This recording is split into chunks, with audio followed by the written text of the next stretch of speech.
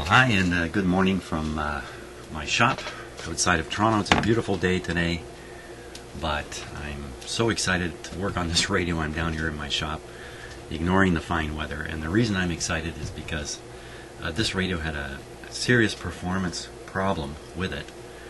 And it looks like it comes down to two things. The first thing is the antenna not being connected to the radio properly. And the second thing is the radio is not aligned. The IF alignment appears to be way out. At the end of the last video, I began turning one of the IF coils a lot, and to my surprise, suddenly the signal started picking way up.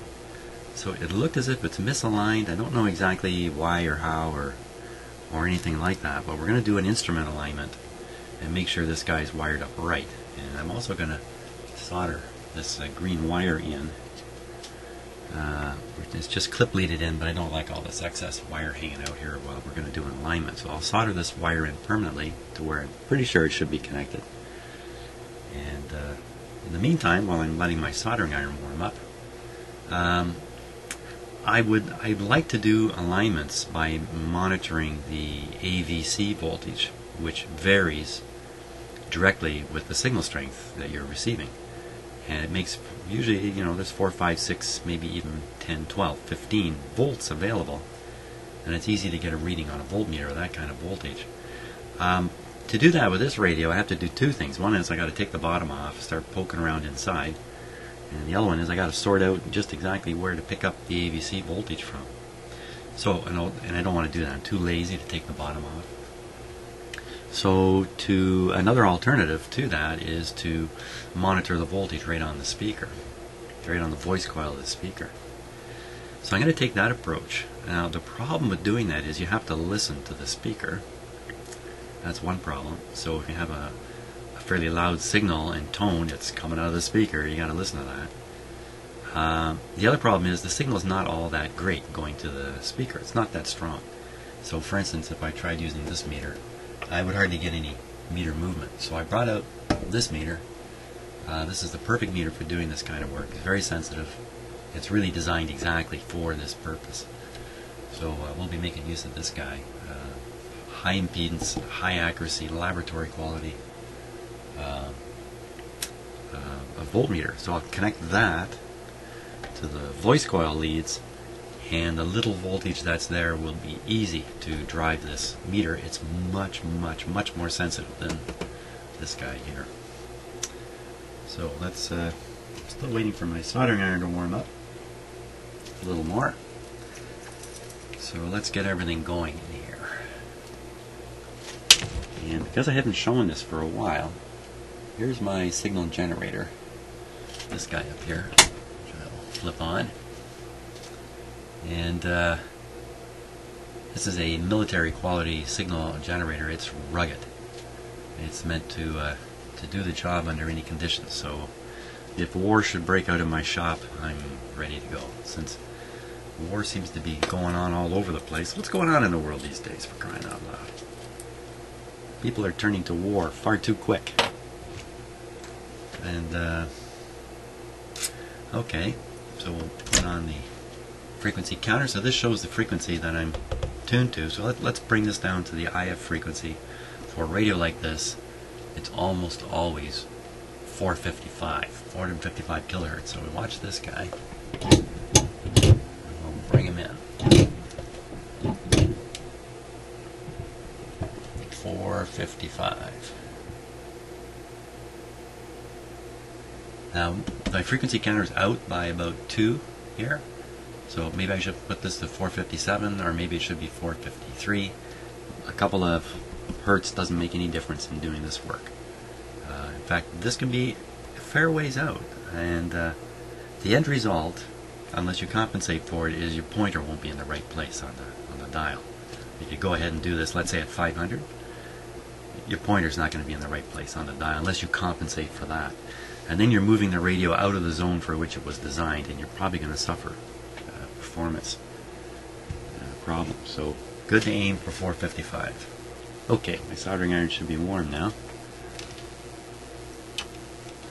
Let's make this connection. Last video I was experimenting with antenna connections. I sort of deduced what should be done, and now I'm doing it. Let's see, I think I gotta get up under here. That's the owner's name. Phone number. I don't think we should let that go out on video.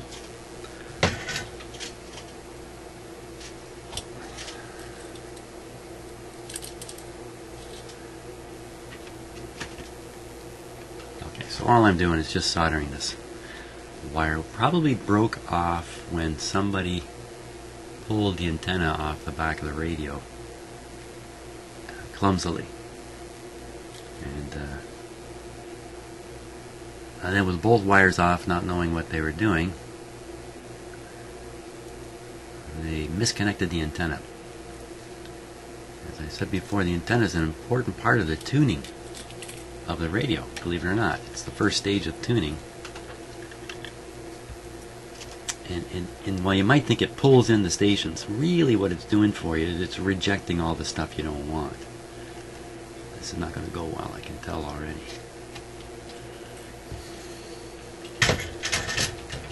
So if you don't have this antenna working the way it's intended, you're probably going to pick up a lot of noise.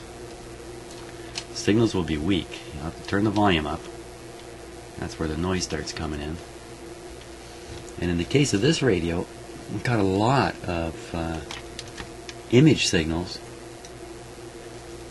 So the normal broadcast stations at the high end of the band were appearing at the low end of the band too, making for a very confusing time for the person trying to use this radio.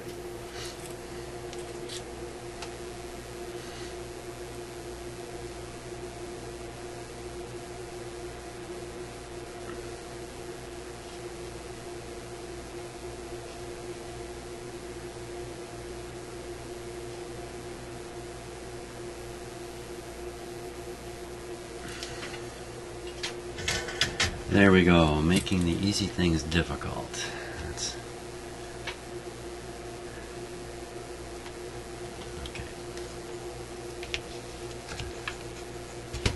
Okay, back to what we're really trying to do here. You know what, maybe I'm gonna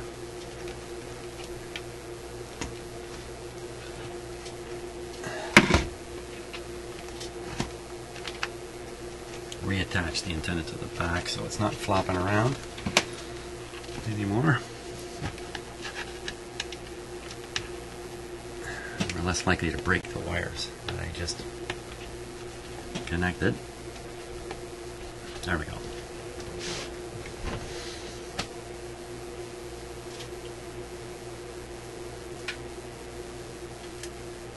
Okay.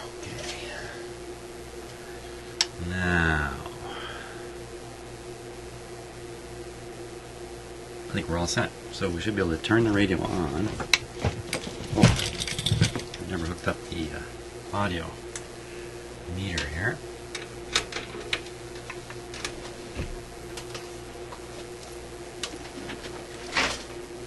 So we'll put it right on the voice coil leads.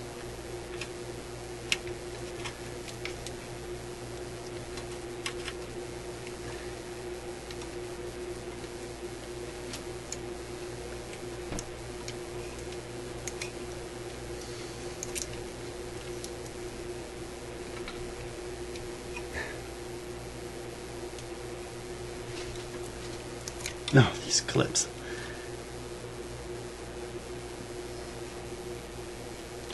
There we go. Just back it up a bit. Okay, we got our voltmeter connected. There we go. I think we need the radio on to make this work, don't we? And we also need the signal generator output. Now, since I'm not going to feed the signal generator straight into the radio, I'm going to feed it to this antenna, temporary antenna, and that'll radio the signal right into the radio, if you like. That makes some sense, what I just said. It'll transmit the signal. could say induce the signal. Induce it in everything in the radio, but certain areas are very sensitive to this frequency, and that's all we need to really worry about. Okay, so I got it about that far apart. Signal's fairly high, still on 455, ready on the radio. Let me just put a couple tools away here before I energize something.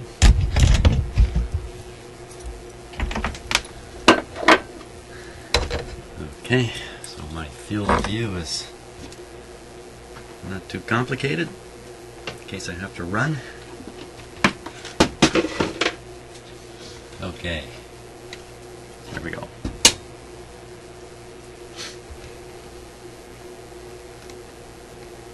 So we'll let that warm up. In fact, we'll give them full power. Now, is this meter really working here? Oh yeah, here we are. And hopefully it's visible in this camera. I think so.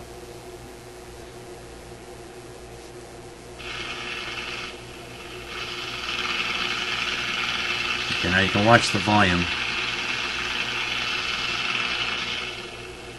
Beautiful. Just what we want. But why am I not hearing the 455 tone? Because the radio is so far out of alignment. Let's see where the alignment point is. So I'll... Whoops. Come on, you gotta see this number. Okay. I'll change this the frequency generator, get a different frequency. We'll find out where this thing really is. At least I hope to. Okay, down didn't help. Let's go up. 450. Okay, so 455 going up.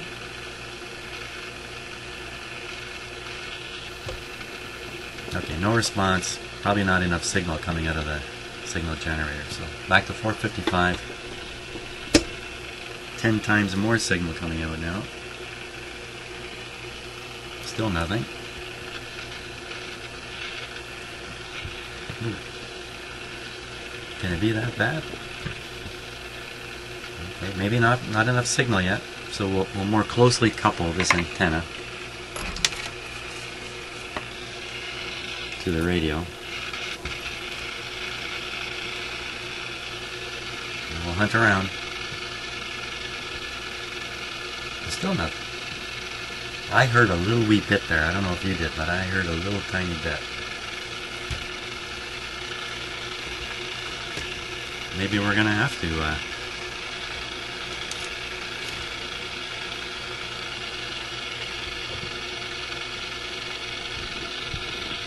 well, it can't be that far out. Wow. Okay. Okay, so plan A has gone down the drain. Plan B, direct connection to the antenna. Plan A was using a loop to induce the signal. Whoops. Now you don't normally feed an IF signal into the antenna of a radio. That's cheating, but that's what I'm going to do. And I'm also going to ground the signal generator here to the chassis.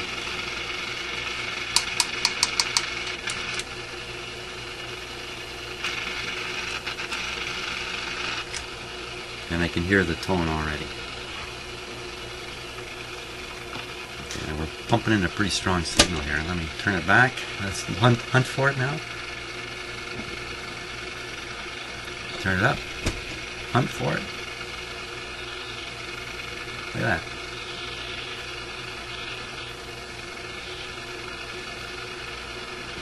It's weakly responding at 455, so it's maybe one coil's on 455 and the other one is somewhere else. Maybe I'm totally wrong about everything. Let's find out. Okay, so I'm ready to tune. Now one of these coils is the first stage, closest to the antenna, and the second coil is the next stage beyond. You really want to start with the stage beyond. I don't know which one's which here, so we'll just start with either one.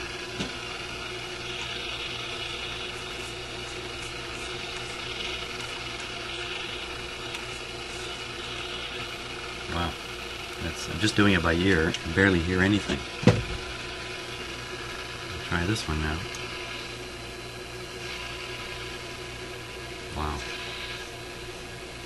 I'm tuning it way down. Yikes, it's not going well.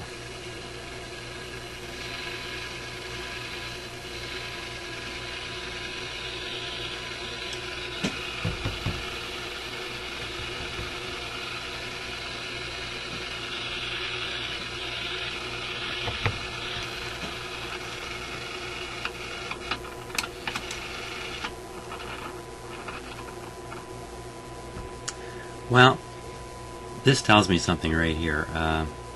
Just about the only difference I made just now by moving this clip lead, this green clip lead, was to get around this capacitor here. I think this capacitor may have no capacity left, or something like that, because now the signal's booming into the radio. You can see it on the dial now. Let's tune again. So I'm maxing this meter now, tuning the signal generator. You know, so it's almost 455 on the money. What's the problem? I thought there was a big problem. I'm the big problem. Let's see.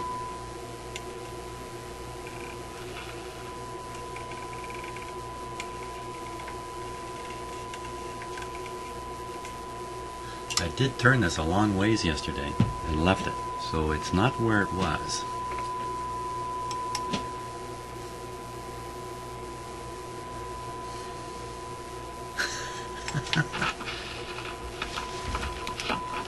Oh, you know what? I'm going to have to take the bottom off this radio. I'm really not thinking.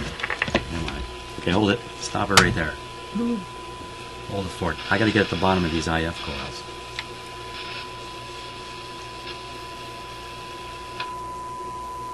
Wow, something happened there, eh?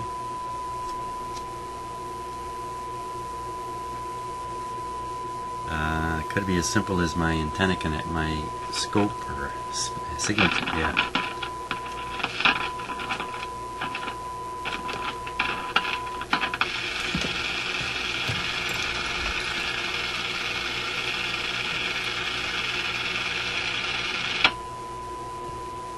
Clip lead needs soldering.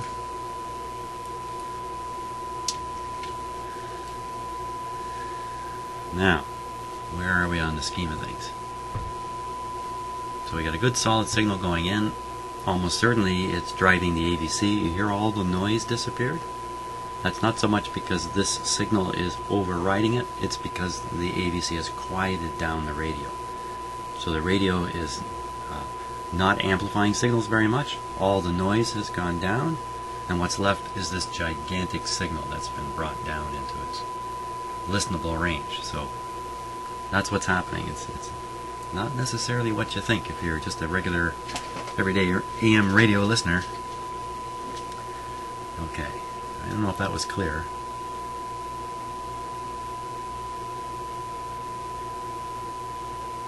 Okay, so I can reach the bottom coil with this tool from the top on one of these cans. Only one though. So let's see what we can do here. This is the top slug. I put the meter in a bad spot, didn't I? Every time I put my arm out, you can't see it. Let's try here. You still get a view of it in there. Okay, top coil. Right on peak. Now feel down for the bottom coil. So what I'm doing is I'm rocking this back and forth. When it drops below the upper slug, it goes free, and then it engages the lower slug there. Now we'll turn that one. It's right on the money. Stuck there a bit. Right on. So interestingly enough, the top, this one here has been adjusted. Not the other, this one here, the other IF can. And guess what? It takes a regular screwdriver. So your average Joe May have got in there with his little screwdriver, but he didn't have one of these to do the slug. So I really think we got to take the bottom off this radio and check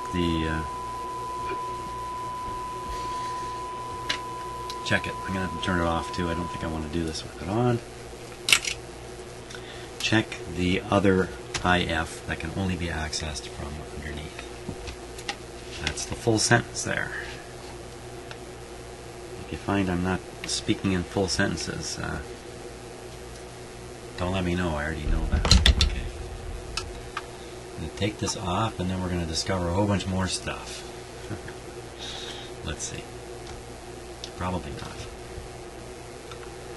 I notice the radio has no hum, or very, very low hum. So I'm willing to bet there's some new capacitors in here.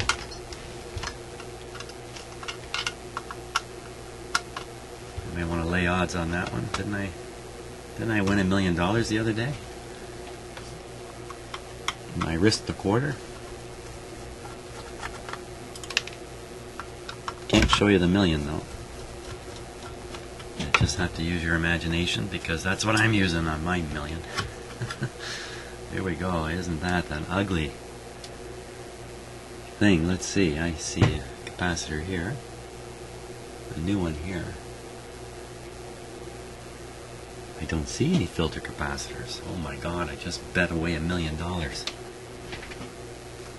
it's running on its original filter capacitor.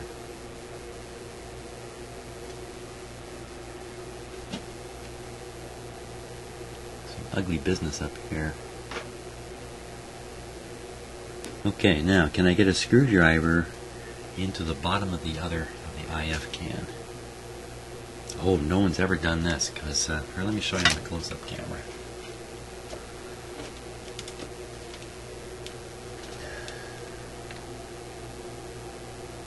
There it is, right there.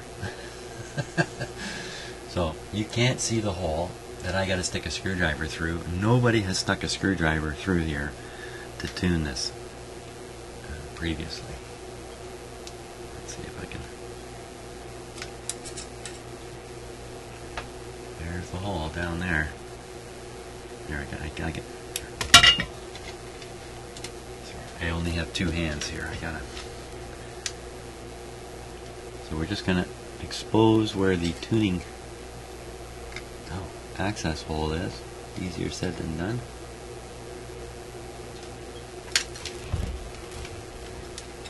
It's way under there. It's way under this white capacitor. Huh. Pull that out. I think we might end up replacing that one.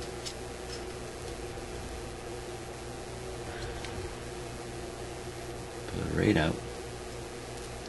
Oh my gosh. Like, this is right on top of it. How did they ever do this when they first built the radio? Oh, these are replacements. Yeah, let's see if that's the case. What's going on here? This white capacitor here. 0.05, you know, look at that solder joint there. There's another one. That even might be a replacement right there. I don't know. Not the best looking solder job. I better not say much. I think I do a lot of poor solder jobs myself here. Yeah, it comes up into this clumpy situation here. I think I got two capacitors. I should change out these two, literally, to relocate them. Get them out of the way. Because I got to get into this. I got to get into that. See that hole down there? I got to get a screwdriver through there. I can almost do it now.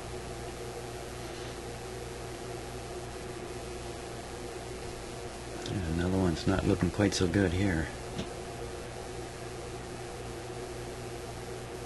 Now, you really can't be sure just by looking at the outside of these.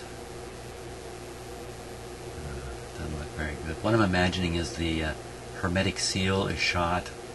Hermetic seal was reliant on wax. That's not very good to begin with. This one's not the best shape either.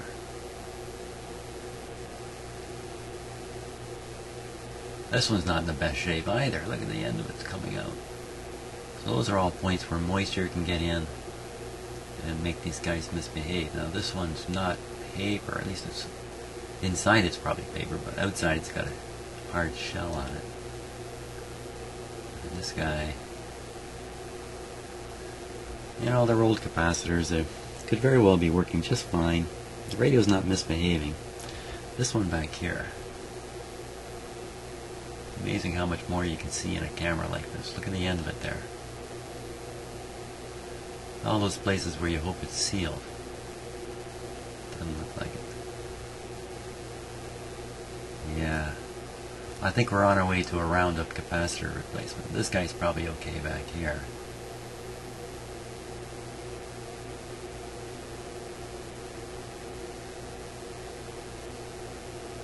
Look at that. That resistor there. Yeah. Brown, black, white. Brown, black, yellow. Now it's soldered in there. It's not. It's shoved in through the terminal and then soldered. It hasn't been bent over. You know, that's not factory work. Factory work, they would make a mechanical connection there, bend it over, and then solder it. And right there is another capacitor that could be a replacement. I'm not sure.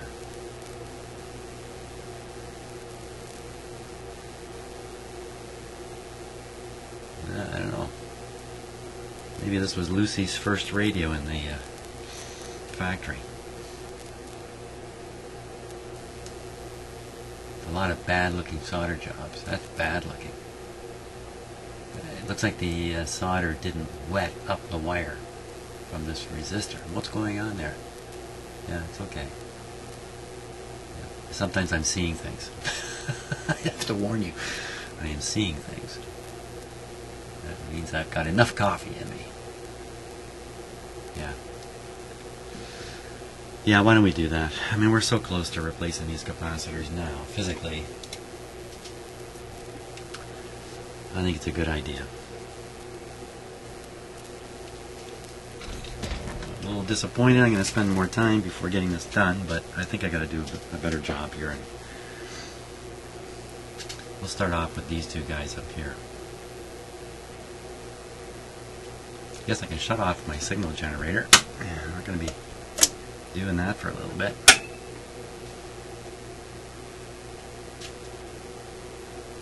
Now,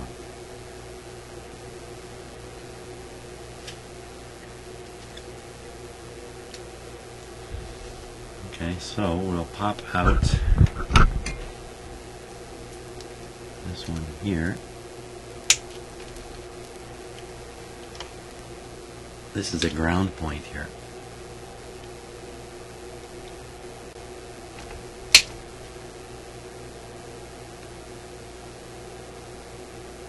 Point to point 1.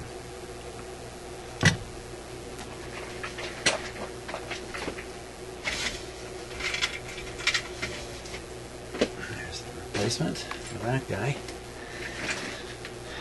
And now this one.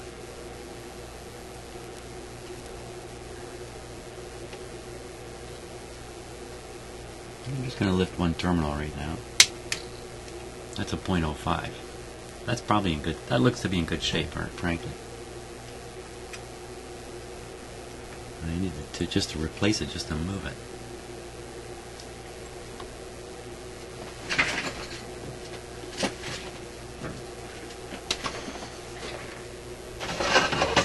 Yeah, let's get a little close-up camera going here.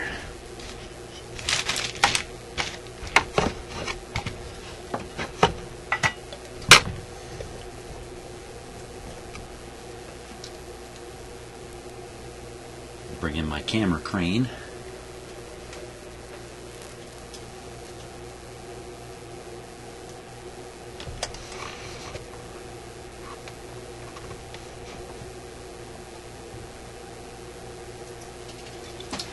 Now I gotta just apply a little focus. Focus, focus, focus.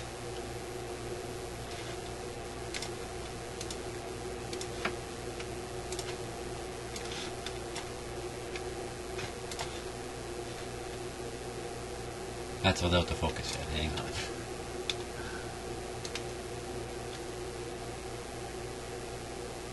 There we are.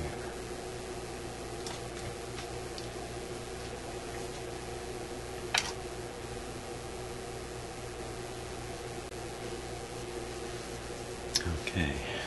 And what did I do with the replacement capacitor? There it is.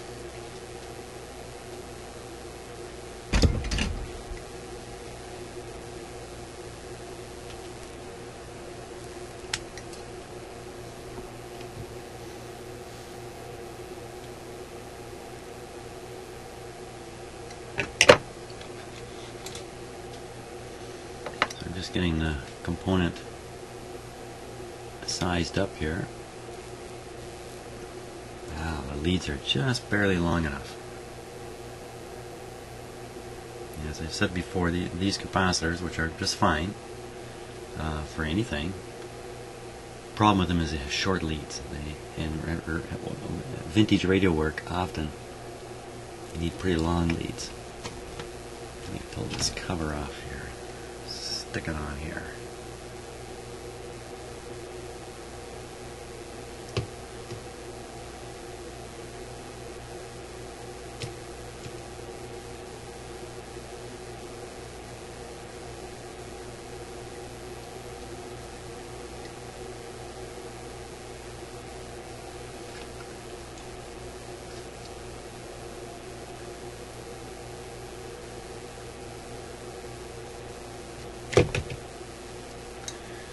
Okay.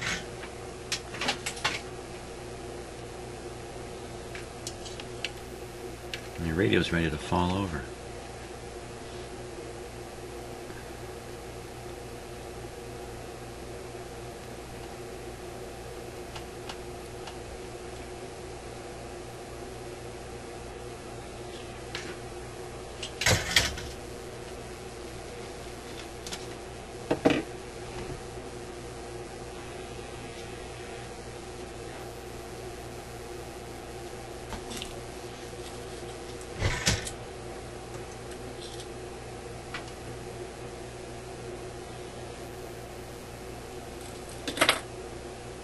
Careful, I'm going to knock the radio right over here if I'm not careful.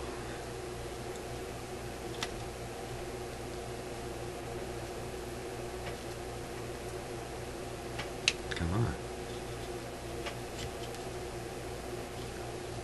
There we go. Oh, there's almost nothing holding that on there. Now, once again, here's my new part.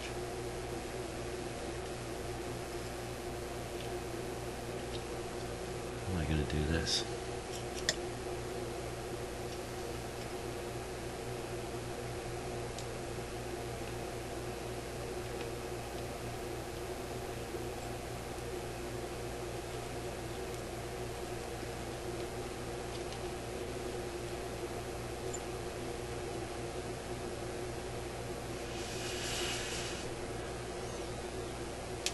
You know what? That looks like a ground point.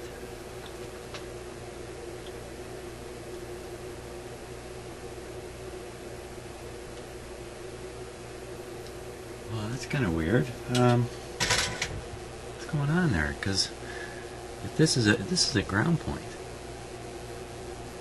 Yeah, the funny shape of it, I was kind of wondering, well, what am I soldering onto? And now I see where I am. It's the middle of a. This is a vacuum tube socket here, and that's the center post, which is very often grounded very carefully and then used as a ground terminal, and that's what's going on. So the weird thing is, this capacitor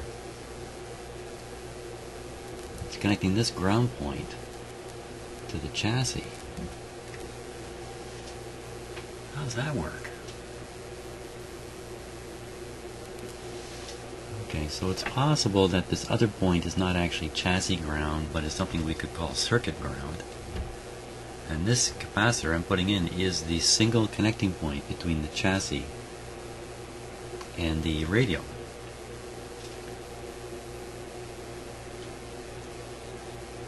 I don't know.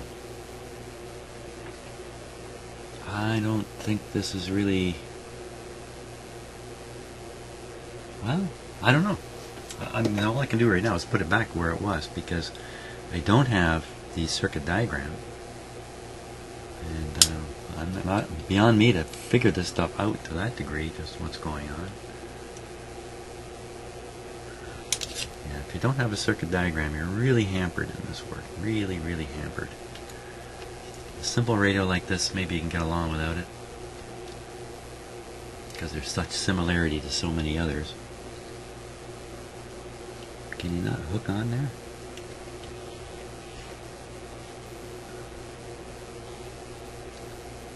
No. Okay, alternative. I'll connect this to the new lead from the new capacitor that's replacing this one and solder all up that way. Okay, so this guy is connecting to one terminal on an IF coil. Okay, let me clip away. Okay, I left the tail there so I can find it. Oh yeah, you can see the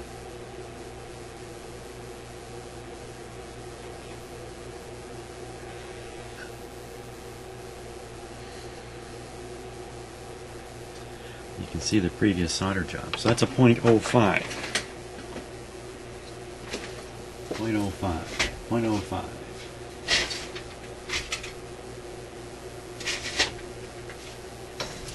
Okay, another one of these small ones that may not reach. I have the same problem. Okay, so I won't use a small one. Maybe I got a larger one here.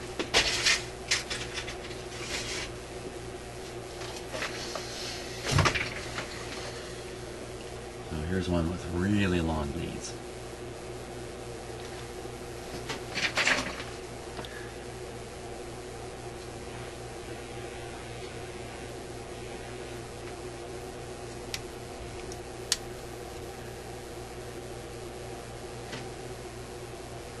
Okay, so we'll install it at the bottom part first. Bearing in mind I don't want this to be interfering with the well, that'll do. That'll do the trick.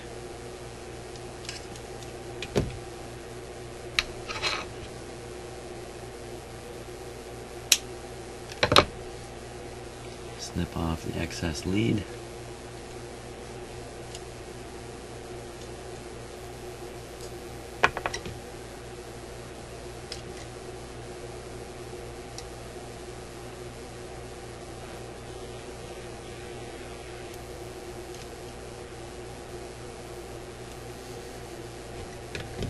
Of course, what I'm doing here, if I'm doing the right thing, I cannot hurt the performance of the radio. I can only improve it.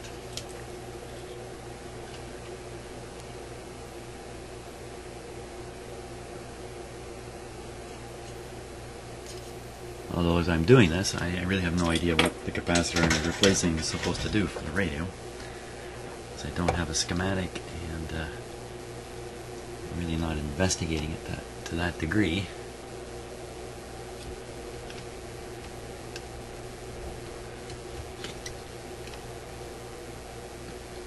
Just hook it over top of that wire. And, oh. Get everything jumping around here. That's a massive pile of wire. I'll probably even be able to solder that.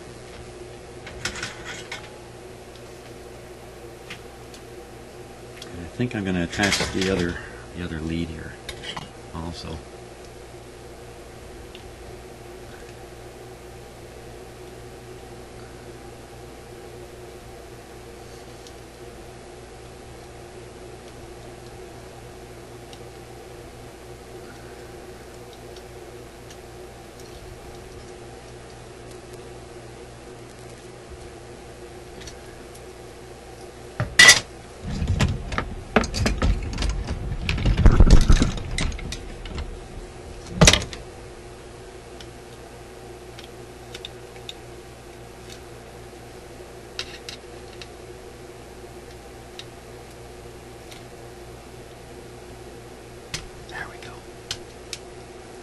Okay, let's solder up that big honkin' situation there. I hope there's enough heat.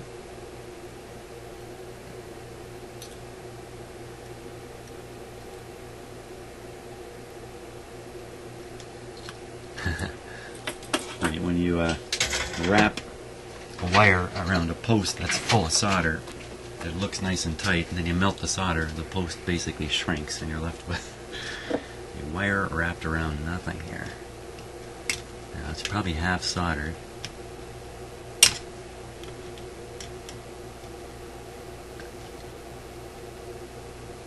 It's soldered. Now it's a mess. Isn't that an ugly thing? How good is it? Not very good.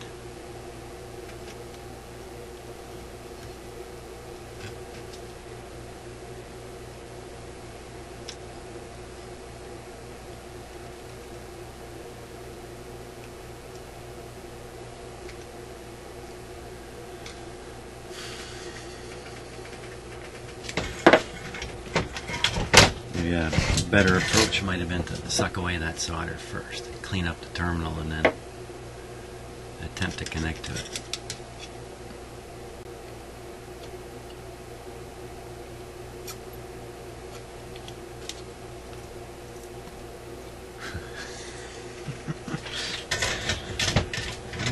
Just getting uglier as we go here.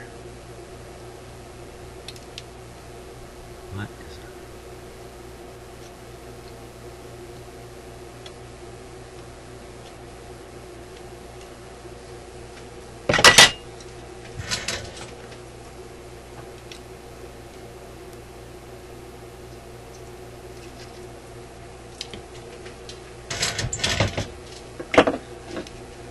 I guess by default what I'm doing here is I'm cleaning up that terminal.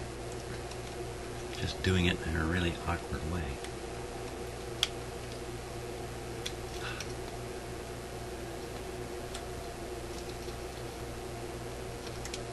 Still is a ball of solder, isn't it?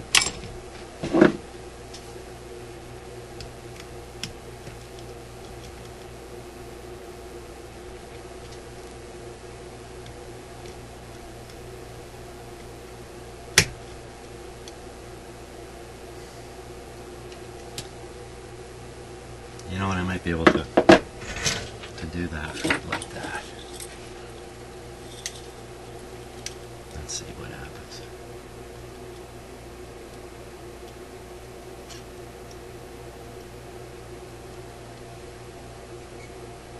There we go. And I think I got the other capacitor lead by default.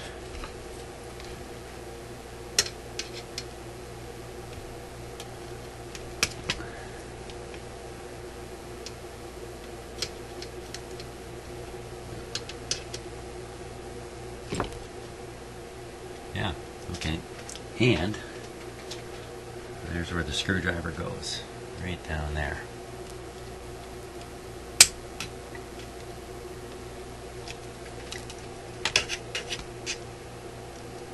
Can't believe I didn't knock this radio over by now.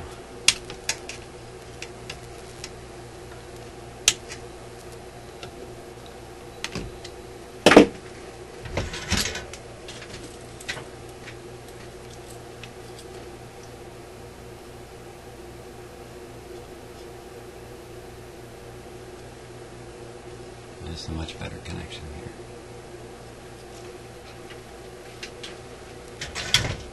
Okay. Now we can get at the lower part of this IF can. Well, the one that was tuned way out. I'm hoping it'll be poorly tuned also, and we'll see a big boost, but I'm only hopeful about that. So,